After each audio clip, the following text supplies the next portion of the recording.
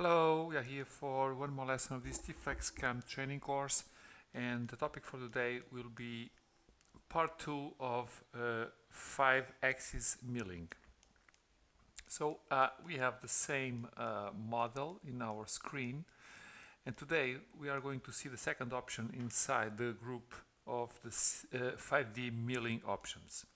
So if you remember 5D milling, we had two options.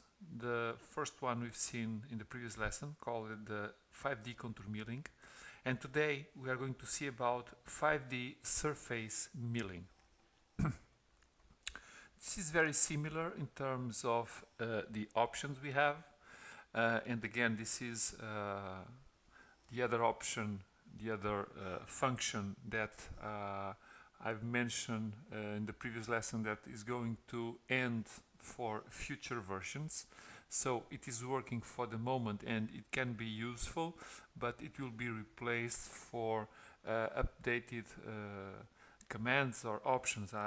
It's still not completely clear what is going to replace this command. Anyway, for the moment, to work with this, going inside the 5D milling, choosing the 5D surface milling, and then we can choose one surface. So I will choose this surface here. Then I will choose my tool file, and I have again only one tool inside, which it is in this particular case 4 diameter mill, so it is a spherical tool.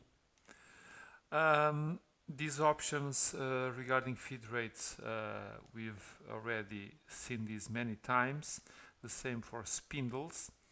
And then we have an option for the pass type being in X or Y. So if it is in X, I can say a number of passes, let us say for example 100, and OK. And the program will do something like this that we can simulate. So let us see this working. So the characteristic in this particular program is that the tool is always perpendicular or normal to the surface. Okay. We can change this for I think much more interesting option for this surface, and it is to change, instead of zigzag in X, zigzag in Y. I would say not so many, 100 no needed. So for example 20, and it will do something like this, which I think it is very nice, because again it will work again normal to the surface in each point, and doing a very nice toolpath. Okay.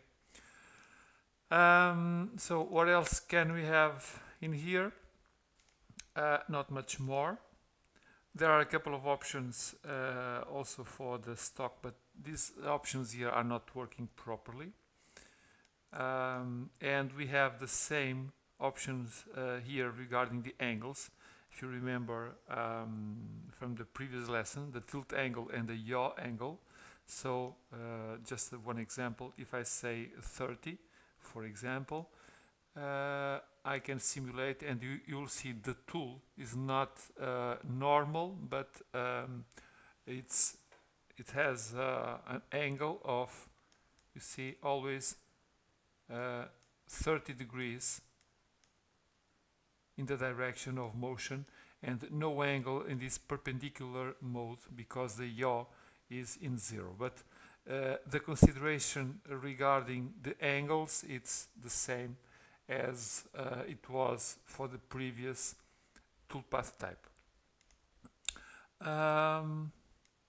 To finish, we have the precision. Okay, we can say more or less in this. So if this parameter here is smaller, then you'll get a higher precision on the definition of the toolpath and the surface.